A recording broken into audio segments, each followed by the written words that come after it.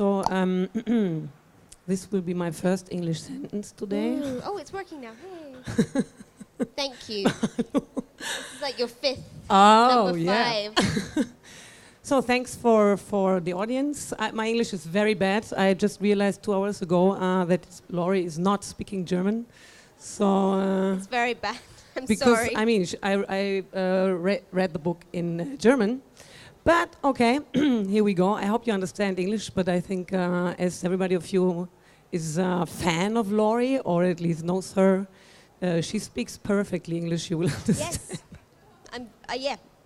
Like a native. So Laurie, I think I mustn't even introduce you to this audience. I don't know how many people asked me all day long, is she really coming or just her translator? I said, yeah, she's coming. What's the problem? So in this country, I know you've been asked that question all the time. You are a real pop star. And in our newspaper Taz, my colleagues Marlene Halser and Fatma Aydemir, I don't know, they are, here they are. Hi. They asked you this question, Yes. if you're aware of that, and you answered that you're just a star in Germany. Well, it's very different at home. I was saying to a German feminist lately, who I won't name, like, nobody is a star, nobody is a hero in their hometown, right? It's at home, people are just like, oh, that's that Laurie Penny girl again. She's been around for years, whatever. But here it's like taking a holiday and being famous. Okay. Like, you can go, people are like, oh my God! And then before it gets to your head and you get like, oh, maybe I'm a big deal. Then you go home and it's just like, no one cares. So it's good for the, it's like a brief holiday. But I mean, obviously it's really flattering and amazing. It's And I mean, you're just not a pop star singing songs. You're a pop star because of your political theory, especially combining. Am I wrong? I don't. Yeah. Maybe I don't know. So I'm combining. British about these things. I'm like, oh no, don't be silly. It's combining feminist theory, new feminist theory, with let's say radical economic critic points. Yeah. Is it right? Yes. Well, look, I've always thought that I came to anarchism and to left-wing politics through feminism, because feminism was sort of my first. When I was very, very little, I started reading feminist books, and I think that you can be a feminist without being a socialist. You can, it won't take you very far, but you can do it. You can campaign on little bits, but if you try and be a socialist or an anarchist without also being a feminist, it just doesn't make sense. It doesn't, like, it's intellectually bankrupt. You can't talk about economics properly without talking about gender and power, because, like, oh, thank you. Oh, thank you, clapping person, whoever started. Oh, it's you with cool hair. Thank you. Who has cool hair here? Loads of people have cool hair. And somebody's got a top hat. That's amazing. What's a top hat? It's that. Can you show up, please? Okay. Sorry, dude. It's funny because, well, we're going to talk about the book, but it's a connection. Your book is your first book, at least in German, which is not an essay. It's a short novels. Is it the right word? Stories, yes. And a lot of science fiction and fantasy stuff inside. And we just were aware that you twittered that you were coming to Leipzig to the book fair, and then you said Negasonic Teenage Warhead. Whatever that is. I will repeat it for the German-speaking guys. Negasonic Teenage Warhead.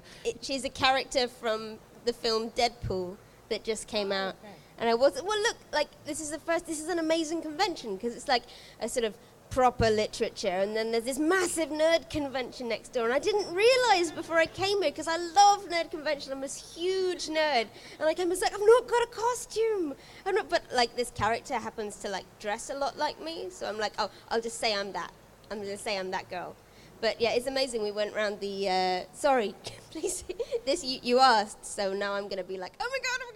But like, yeah, we went. No, it's really funny because a few years ago, now we have a big hall, manga convention, manga comics. I don't know that stuff. You know it very, very good, obviously. And there are people who say, now this year, the book fair is not the book fair for adult people, for reading people. The book fair is the manga convention is the bigger stuff. We are just the sidekicks, you know. Oh, come on. So with your book, you perfectly fit in this because it's amazing. Yeah, because of all these strange people in your book. Are you a science fiction lover? Yes. Yes. How comes that? You are a girl. Oh, get out of your own sofa. It's well, look, like I've always been a huge nerd, and sometimes like I don't know, when you're a girl and you say to people, "Oh, I'm a nerd," people are like, "Oh yeah, you go on Tumblr and stuff," and then you start talking to people about Dungeons and Dragons, and people just slowly walk away, and you're like, "Oh, you're an actual nerd. Yeah, well done for talking to humans. It's great." But look, I mean, with fiction, part of the reason I'm focusing on the stuff I'm publishing on science fiction and sort of horror and fantasy is because I love that world. I love the nerd community. And I read all kinds of books. I mean, I read all kinds of novels, huge fiction reader, but I think within the nerd world there is a sense of fun. There is a sense that you're really allowed to enjoy the thing that you like. It's not embarrassing. You don't have to be pretentious. You don't have to be as serious, and I think that's so important with fiction. I mean, all fiction is kind of making up weird stories in your head, so let's not pretend it's some kind of super special thing. I like the idea. I wish at popular book fairs like this you could come dressed as your favorite character. I think that's amazing. Well, this book fair is, that's really what's like amazing. You get people wandering around this bit who are dressed as like Steven Universe characters, which is the best show on TV right now. Incidentally. Yes, thank you. So there is one girl in one of your stories. She's eating a heart. What's so funny about it? Well, that's obviously. I'm not trying to encourage people towards cannibalism in this work. But look, the whole idea is actually partly from Dungeons and Dragons. The idea that it's in this old role-playing game, if anybody doesn't know it, the idea that goblins, I think it's kobold in here, the translation, which is a slightly different, awesome creature. But the idea that they are cannibals and they eat each other's. But I had this idea that maybe it's like a religious ritual and it's very special and powerful. But that story is also about class, and it's also about pressure towards taking exams, and kind of, I don't know, it's with fiction, and particularly with science fiction, it's always an attempt to talk about real-world politics and real-world situations at a slight angle. And actually there's a lot in that particular story about my own family. My own family are not cannibals or goblins. They're actually very nice people. But it's a way, I found it easier to talk about, you know, pressure and being an immigrant and coming from that background and the emotions of that at a slight angle than I do like just writing an article, because you can get more deeply into the emotions of it and the story of it. And because I'm a nerd, I'm like, oh, this story would be better if it had goblins and maybe a dragon. Like, it's, yeah. So that's part of the reason I do science fiction, because it's not just fun, it's also, I think that science fiction is the most important genre of fiction, particularly right now. It's where all the interesting stuff is coming out. Absolutely.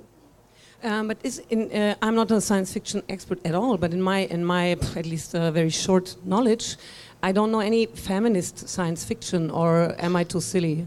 Oh no, there's a huge history of feminist science fiction, huge. It's been, actually, some nerds don't know this, which is strange. People think, oh, you know, all these women writing science fiction, it's this new thing, because things are changing within the science fiction community, within the nerd community. There are a lot of women and queer people and people of color suddenly winning all these prizes, and people are very angry. But actually, at least in the English-speaking science fiction world, that you've had feminist science fiction for over a century. Last year was the 100-year anniversary of a book called Herland by the writer Charlotte Perkins Gilman, which is a utopian novel about a society of all women. And you have books like The Sultana's Dream, which is an Indian utopian novel about a society of women. And then throughout the 50s, the 60s, there was a writer called James Tiptree Jr., who wrote under a male name stories about which were partly about gender oppression. It's a huge tradition, and I actually I tried to write an essay on it while I was studying at university. I studied literature at Oxford, so very, very rarefied and very, they didn't even want you to write about books that had been written less than 100 years ago. But when I said I was going to write about feminist science fiction, they're just like, don't be silly. You pick feminism or science fiction, and even then you won't get a good grade. So just forget it. So it's still not taken as seriously as I think it should be. And will you? Well, actually, you answered the question in the interview. You're writing on a bigger novel. I'm trying to. I don't know if anybody here has tried to write a novel. Yeah, it's really hard. It's because I have got, I've always got so many ideas going on, and I'm very distractible, and it's hard to find time to sit down and finish. But yeah, I would love to write a longer thing. I mean, Unsagbare Dinge, my Unspeakable Things, my last book that was like a real book from start to finish, not an article, took me bloody 3 years to finish, because I was always like, because basically I signed this contract for that book. I signed it when I was just turned 24, and I was in the middle of a student occupation as a reporter, and my agent called me and was like, oh my God, good news, we've sold this book. And I was like, yay, I've accidentally become an anarchist. I'm gonna go now and run around following the Occupy movement for 3 years. See you, bye. And then after about 2.5 years, they were like, so that book you said you'd write, where is it? And then I had to put my butt on a chair and work it. So I think I'm going to have to try and trick myself into doing it again. I want excuses. I'm lining up my excuses in advance. You see, I don't want to promise something. I want to come back to Eating Hearts. It reminded me... So funny. It reminded me of a scene in a TV series called Game of Thrones. There is this strange lady with the blonde hair, and she's Khaleesi. So give her proper title, please. Would you say that Game of Thrones is a feminist TV series? Oh God, no. No, come on. Game of Thrones is tits and dragons. It's just, I love Game of Thrones so much. I'm not saying I don't enjoy it. I enjoy eating McDonald's sometimes. Like, I enjoy eating crisp. That doesn't mean it's good for me, and I recognize that. It's, but look, actually, well, Game of Thrones is, the reason it's interesting from a gender point of view is it's kind of about this extreme version of women dealing with a horrendous patriarchal society. But it's written by a dude, and it's super rapey and super, I mean, look, come on, really. I love Arya, everyone loves Arya. I love Tyrion, everyone loves Tyrion, but I don't think there's a massive feminist message. But on the other hand, I do love watching it.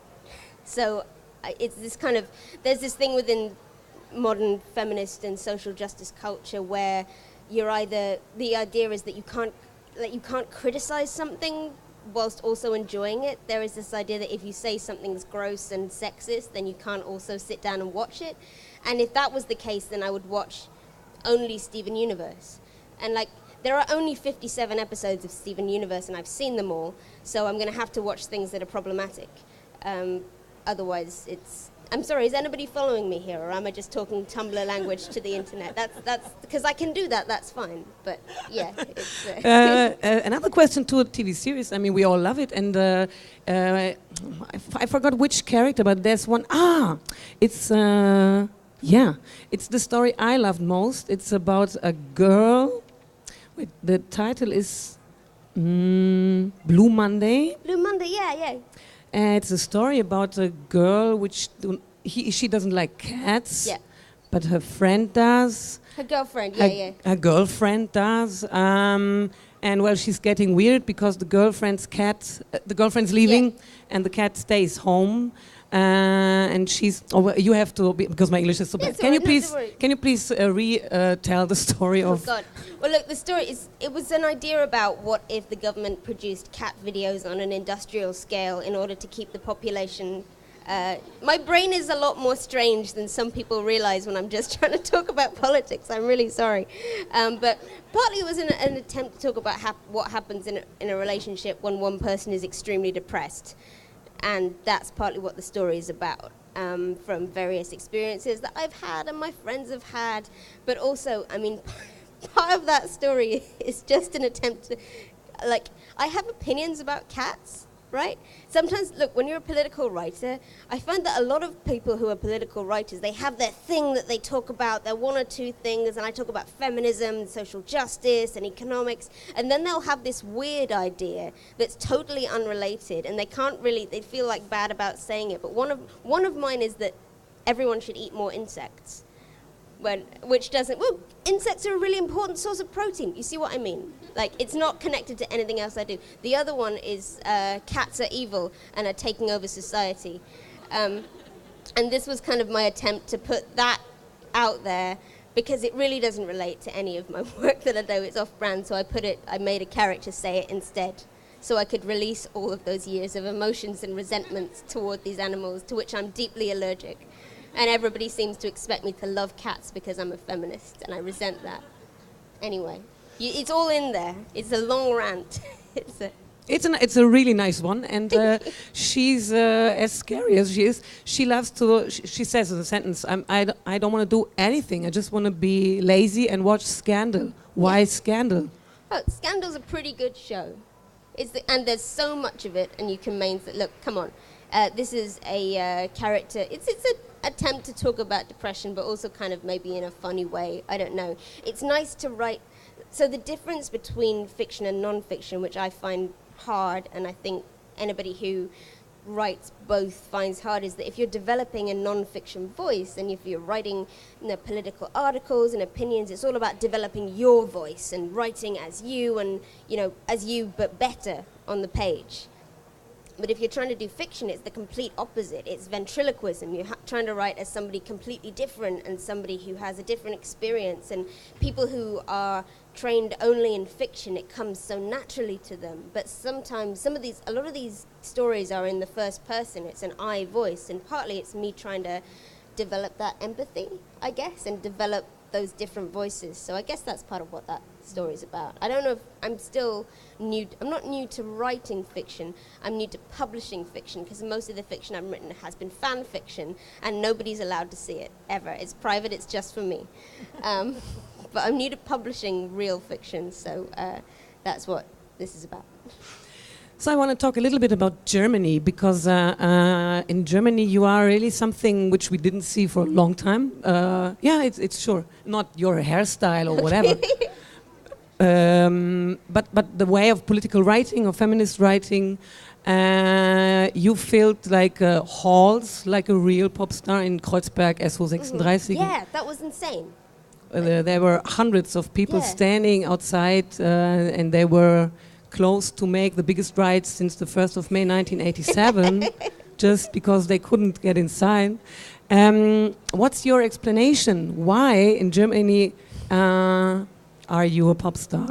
Well, look, firstly, it's deeply flattering, and I want to say it's because Germans are amazing and the most intelligent people. but clearly, that's not. Look, I think sometimes in culture, stuff happens, and there are moments that arrive in culture, and somebody just happens to be standing in the right place at the right time. And I kind of realized this about the third day during the last tour last summer, when it was just totally crazy and unexpected. And I realized that all these awesome people were coming to events, and they were partly coming to see me, but also they were coming to see each other and coming to be part of this sort of feminist moment that was happening anyway, and would happen if it wasn't me, it'd be somebody else. I'm lucky that it's me, and it means that I have to kind of step up and put on a show if I can and be on my game. But it's always about a move. I think particularly with modern culture and with the internet, feminism is completely networked right now. It's all about building community. It's all about relationships between individual people, and feminism was never, like most social justice movements, it's never about leaders, it's never about one or two voices, but sometimes people arrive and they're just occasions for people to make those connections. And I think for whatever reason, that was the impact that this book had in Germany at the right time. In the US and the UK and whatever places it's going to be, it's going to be different. And I'm glad I'm very lucky and very flattered that it's worked out like that. But I think partly for me, the experience of, oh, it's like this in Germany, but it's totally different in like the US has kind of taught me that the difference between when those moments arrive in culture, if that makes sense, and how much of it is random and to chance. And sometimes it works out great, sometimes it doesn't. Just show up. So you don't think it has anything to do with statues of feminist theory, that maybe the Germans are longing for modernization of feminism and there is no figure they can cheer for? This, you don't think it had anything to do with that? I'm hoping that, well, there are a lot of very exciting books in the works, which I'm not going to like shout out for because that would put pressure on individual people who may or may not be here today. But look, I think there is something in Germany in particular where there is an intellectual hunger and people are more happy to talk about theoretical ideas, and that can be a part of pop culture in a way that perhaps it can't. Certainly in the US, where I've been living recently, and definitely in the UK, if you use words like intersectionality in a more public forum in the UK, people, it's not that people won't understand, a lot of people will, but people will go, oh no, this is some intellectual nonsense, this is bullshit, whatever. But in Germany, I think there's a more intellectual strand. You know, it's a huge culture of readers, huge culture of theory and philosophy. Whereas in Britain, we don't like to see people kind of getting above themselves in that way. So maybe that's the difference. I don't know, but I'm only now just learning more about Germany. And my other theory is that, like, the translator for my book, who also translated this book, Anne Emmert, I think she may be some kind of insane genius. Because and maybe has just made it sound so much better than it does in English. That might also be the case. Well, you are a pop star, you are an interesting figure here in Germany, but you already made the Bekanntschaft. You met some critics recently out of, let's say, anti-German movement. I don't know if you know anything. Okay. Oh, I know about them now, yes. You know about them now? And they were criticizing you because you are supporting the, I don't know the exact word, BDS. So you're supporting the boycott of Israeli products. Is that right? Well, look, I mean, this is completely insane, and I really don't want to talk about it much in public because it's being made to be much more than it is. I think I'm now being positioned as a leader in the boycott, divestment and sanctions movement when I don't even boycott Israeli products myself because I'm lazy and I can't be bothered to check every avocado that I eat. That's not a really considered political position. That's just a personal failing on my account. But look, it's kind of my experience is that certain sections of the left are the same everywhere, no matter what their particular cultural idiosyncrasies are. And it's not the first time I've encountered that as somebody who's a young woman in public, and not the last time I will either. And I don't really want to give it credence by responding to it as if it's, by giving that attention. I understand that there are different cultural factors in play. I really, really do, and I empathize. But I don't want to be forced into making big statements on Israel either way, because that's not what I'm here to talk about, if that's okay. Yeah, that's okay. No. It's just, it was a discussion. They are not right wings or whatever, and it's maybe really hard to understand the German left because you were talking about the theory hunger. Yep. It's really hard to understand the left discourse in Germany, but it's part of it. You will learn from that more. Yeah, it's a crash course. Be prepared. Good. Well, I think we have to end. I'm sorry, but I don't want to get you out. You have to say 3 topics because it's always 3, It's always 3 reasons because it's always 3 big topics. Yep. What are the most important topics for nowadays feminism which we have to fight for? Oh, God. Okay, 2. Anything. No, 3 is better. 3 is better. More is always better. Look. Let's have... universal reproductive freedom at the point of demand for everybody free, total dismantling of the economic system with universal basic income as a transitional demand, and the destruction of national borders. That's it. Thank you very much. Laurie Penny.